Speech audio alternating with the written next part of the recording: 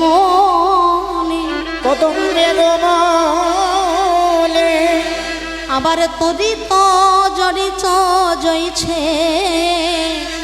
নব জলধর। নব জলধরে বুড়িমা, যমুনার তীরে মেঘের উদয় হয়েছে, আমাদের বুঝি আর মথুরার হাটে যাওয়া হবে না।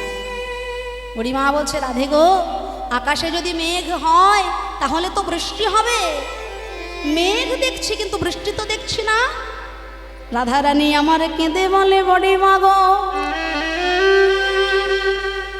তোমার তো বয়স হয়েছে, তুমি হয়তো ভালো করে দেখতে পাও না। দেখিতে পাও না। যদিও মেঘের উদয়ে ওই কদম গাছ তলায়, তার বর্ষণ কোথায় জানো মা, একবার আমার দিকে চাই দেখো, তার বর্ষণ আমার নয়ন পথে। দর্শন আমার নয়ন পথে, আর বর্ষণ আমার নয়ন পথে। যদিও মেঘের উদয়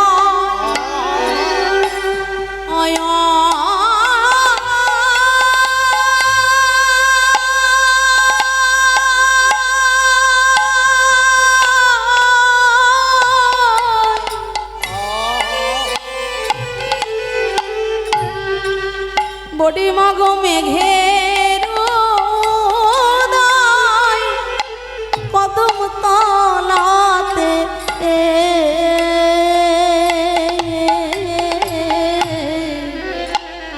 আর বর্ষণ নয়ন পথে। যদিও মেঘের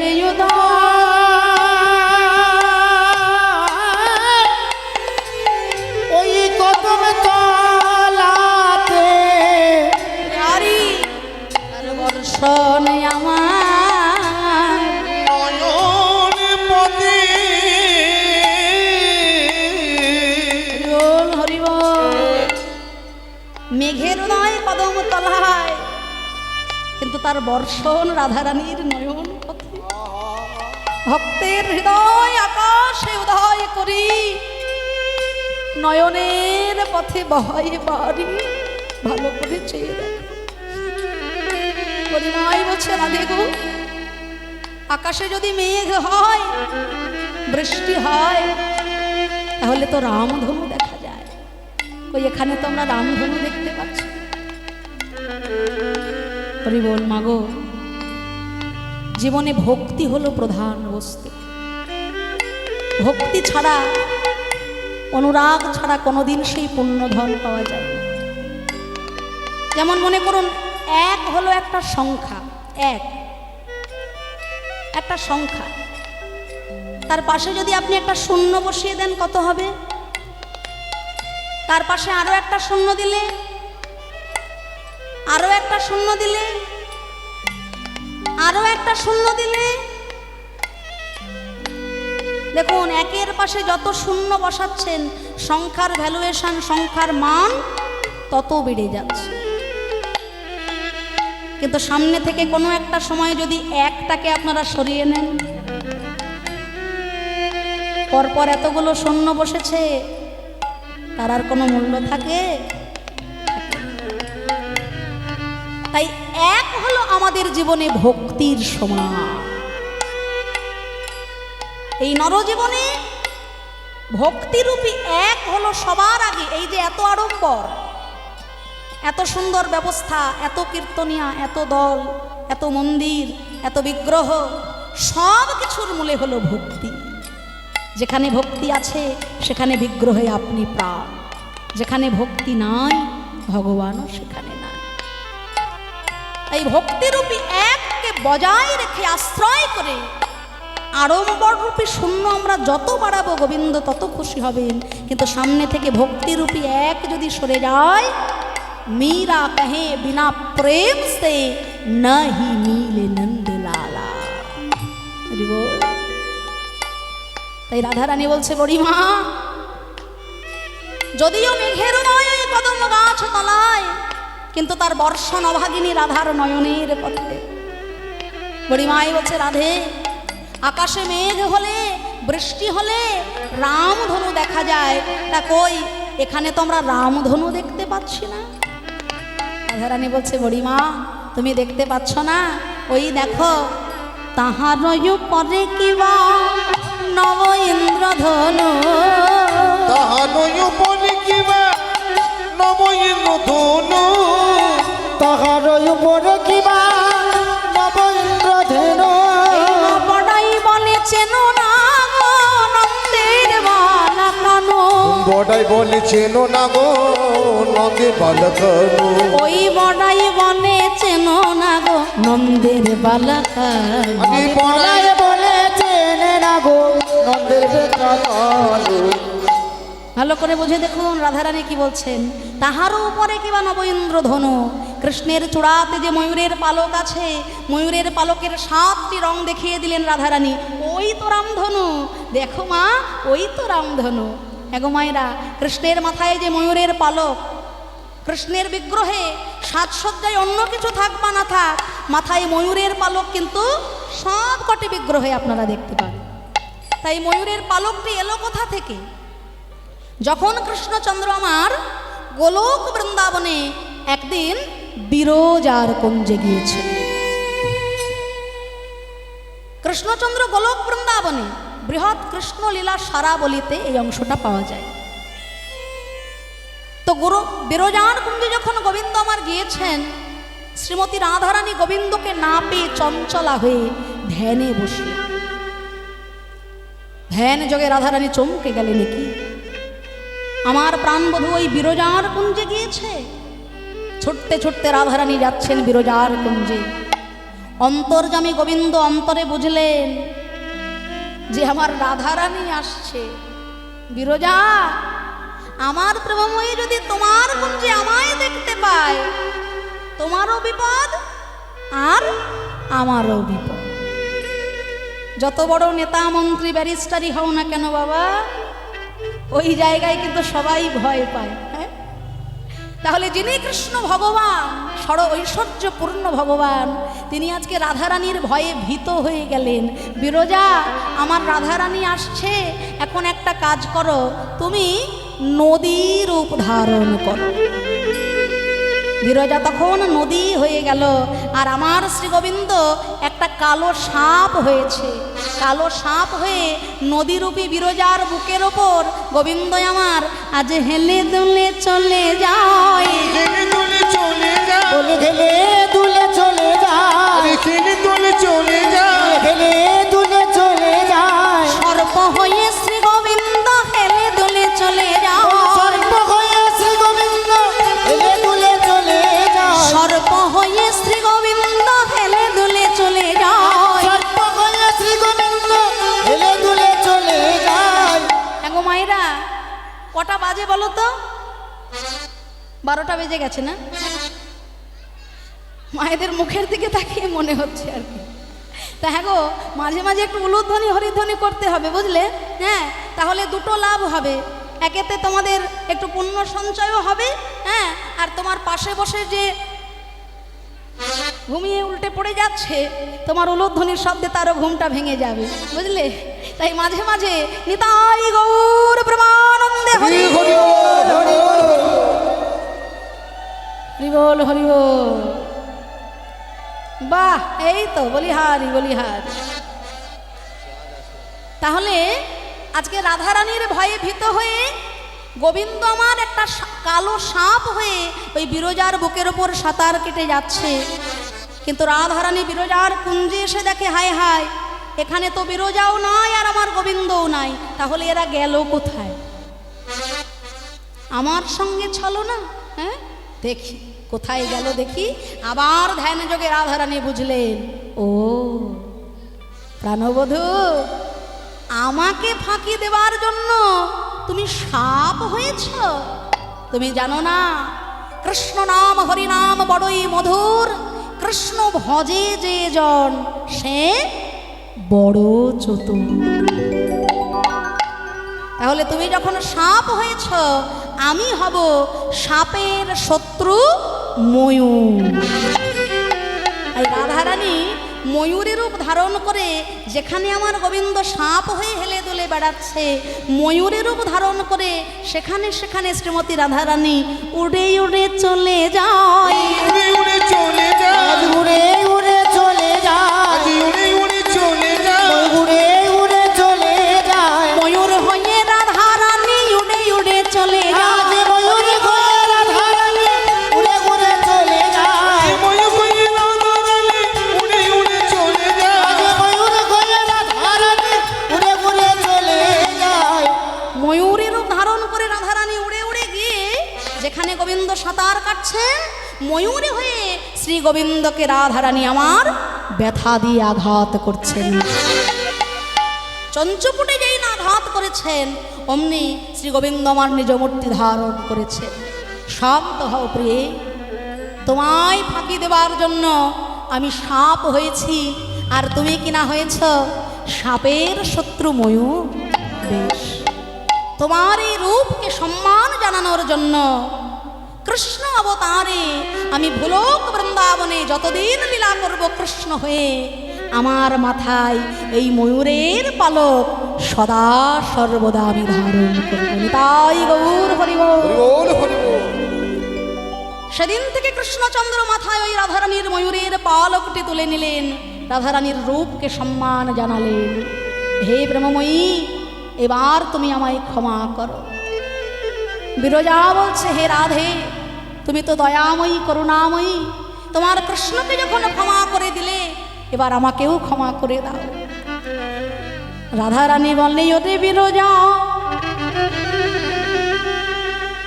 এক বিরজা আর এক যমুনা রূপে, দুই অংশে তুই আমার গোবিন্দ সেবা করলি, তাই তোকে আমি অভিশাপ দেব। আগত জন্মে তোর যেন দুই অংশেই জন্ম হয়, এক অংশ হবে চন্দ্রাবলী আর এক অংশ হবে যমুনা। যেদিন শ্রী গোবিন্দ মধুর বৃন্দাবনে আমার মান ভঞ্জন লীলা করবেন, তার আগের দিন রাত্রে চন্দ্রাবলী রূপে তুই আমার শ্রী গোবিন্দকে কাছে পাবি। আর আমার শ্রী গোবিন্দ যেদিন নৌকা বিলাস লীলা করবেন, সেদিন যমুনা রূপে তুই আমার শ্রী গোবিন্দ ধনকে কাছে পাবি। বিরজা তখন কেঁদে বলে, ওগো রাধে গো, ওগো রাধে গো, না না, আমি তোমার এই আশীর্বাদ চাই না রাধে। চাই না রাধে, তোমার অভিশাপ যে এত মধুময় তা তো আমার জানা ছিল না রাধে। তুমি যেই দুটোই অভিশাপ দিয়েছ, তার একটাও যেন আমার ফলে, একটাও যেন হরি আমার বল। ফলে, আর একটাও যেন আমার ফলে, যেন কৃষ্ণ বলে কাঁদতে পারি, একটাও যেন আমার ফলে। কৃষ্ণ বলে কাঁদতে পারি, একটা যেন আমার ফলে। কৃষ্ণ বলে কাঁদতে পারে, কৃষ্ণ প্রাপ্তির পথে দাঁড়াইয়ে। হরি বল, হরি বল। প্রাপ্তির পথে দাঁড়াইয়ে, একটাও ফলে, প্রাপ্তির পথে দাঁড়াইয়ে, যেন কৃষ্ণ বলে কাঁদতে পারি, কৃষ্ণ যেন আমার ফলে।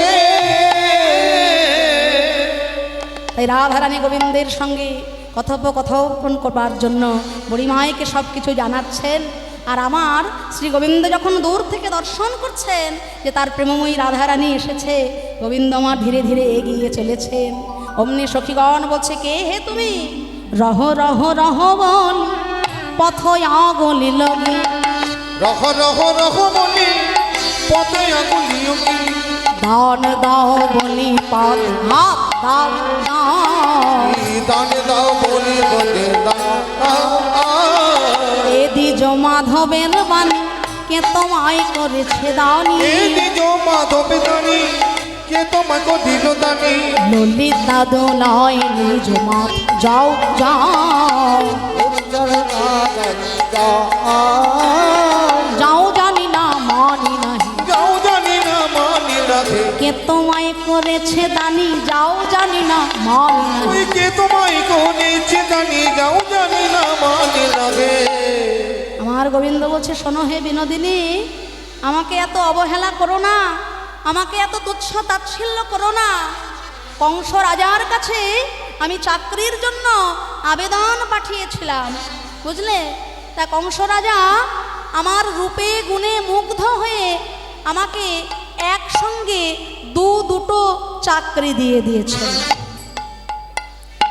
আজকালকার দিনে একটা চাকরি পেতে গেলে মাথার ঘাম পায়ে পড়ে আর বলছেন উনি নাকি দুটো চাকরি পেয়েছে কি অবস্থা দেখুন বলছে দুটো চাকরি কি জানো ঘাটের ঘাটওয়াল আমি পথে মহাদানী অতি মহাদানি আজ দান দিতে হবে তুমি শোনো বিনোদিনী শোনো বিনোদিনী বলছে ঘাটের ঘাটওয়াল আমি পথে মহাদানী ঘাটের ঘাটওয়াল প্রত্যেকবার যারা যারা আমার এই পার ঘাটাতে আসে আমি তাদের পার করে দিই এটা আমার জন্ম জন্মান্তরের কাজ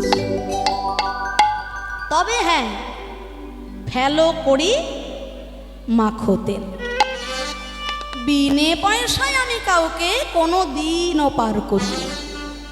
যারা আমার নৌকায় উঠতে গেলে 16 আনা করি দেয় তাকেই আমি সম্পূর্ণরূপে পার করি যারা যারা 4 আনা করি দেয় তাদেরও আমি নৌকায় তুলি কিছু দূর নিয়ে যাওয়ার পরেই তাদেরকে নৌকা ডুবি করি যারা যারা 8 আনা দেবে তাদেরও নৌকায় তুলি তাদেরকে মধ্য সাগরে নিয়ে যাওয়ার পর নৌকা ডুবিয়ে যারা 12 আনা করে দেয় তাদেরও নৌকায় তুলি মধ্য সাগর পার করার পরে আরো কিছুটা গিয়ে মানে যাকে বলে তীরে এসে তরি ডুবল সেইভাবে তাদেরও ডুবিয়ে দিই আর জ্বালা 16 আনা করে দিতে পারি হ্যাঁ গোবিন্দ তোমার হলাম বলে যারা আমায় 16 আনা করি দিতে পারি দিতে পারিবে তাদের আমি সম্পূর্ণরূপে ভবসাগর পার করে দিই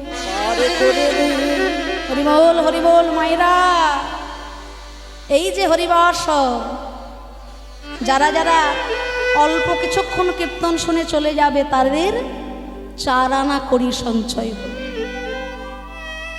যারা অর্ধেক কীর্তন শুনে উঠে চলে যাবে তাদের 8 আনা করি সঞ্চয় হলো যারা 12 আনা কীর্তন শুনে চলে যাবে তাদের 12 আনা করে সঞ্চয় হবে আর আপনাদের মতো রসগ্রাহী শ্রোতা যারা সংসারের সব কাজ কর্ম সব কিছু উপেক্ষা করে প্রত্যেকের বাড়িতে দামি দামি খাট আছে খাটের ওপর ফ্যান ঘুরছে কিন্তু সর্বসুখ জলাঞ্জলি দিয়ে চটের ওপর মাটির ওপর সারা রাত ব্যাপী আপনারা হরিনাম সংকীর্তনে মনোনিবেশ করেছেন এটা অল্প ভাগ্যের বিষয় নয় বহু জন্মের থাকলে ভাগ্য তবে বিষয় ছেড়ে হয় বৈরাগ্য একটা গাছে হাজার হাজার ফুল ফোটে কিন্তু সব ফুল কি আমার গোবিন্দ চরণ পায় পায় না কিছু ফুল গাছে থাকা অবস্থায় শুকিয়ে যায় ঝরে পড়ে যায় কিছু ফুল তুলে নিয়ে আমরা জাগতিক কাজে সাংসারিক কাজে ব্যবহার করি আবার কিছু ফুল মালি তুলে নিয়ে যখন বাজারে বিক্রয় করে দেয় যদি কোনো অকিঞ্চন ভক্ত অকিঞ্চন বৈষ্ণব অর্থের বিনিময়ে ওই ফুলটা তুলে নেয় ফুলটা কিনে নেওয়ার পরেও শান্তি হয় না ফুলের ভেতর থেকে সূচের আঘাত খাইয়ে তবে একটা মালা তৈরি করা হয়। ফুলের মুখটা বিদীর্ণ হয়ে যায় সূচের আঘাতে, তবে কিনা একটা মালা হয়ে সে রাধা গোবিন্দের গলায় স্থান পায়। তাই অল্প ভাগ্যের বিষয় নয়, অনেক ব্যথা, অনেক কষ্ট, অনেক আকাঙ্ক্ষা, তারপর ফুল গোবিন্দ চরণ পায়। তাই আপনারা আজকে সারা রাত ব্যাপী এইভাবে হরিনাম সংকীর্তনে মনোনিবেশ করেছেন। গোবিন্দের চরণে প্রার্থনা জানাবো আমার শ্রী গোবিন্দ যেন আপনাদের সবার উপর কৃপা দৃষ্টি বরিশন রাখেন। শেষের দিনে আমাদের সবাইকে যেন তিনি নিজ হাতে ভব সমুদ্র অনায়াসে পার করেন। তাই গৌর হরি বল, হরি বল।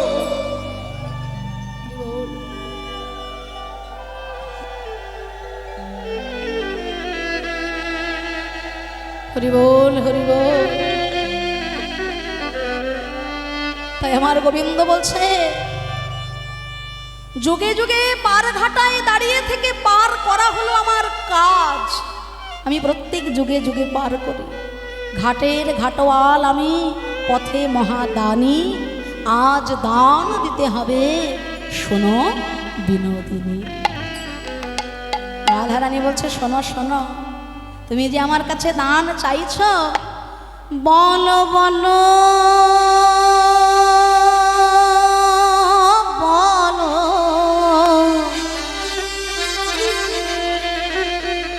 বলো বলো বলো বলো বলো,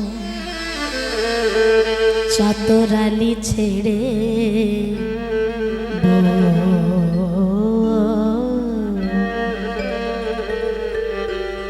বলো কোন কোনে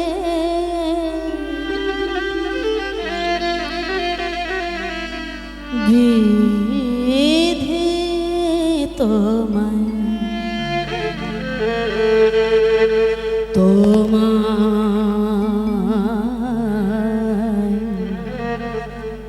দানি করেছে।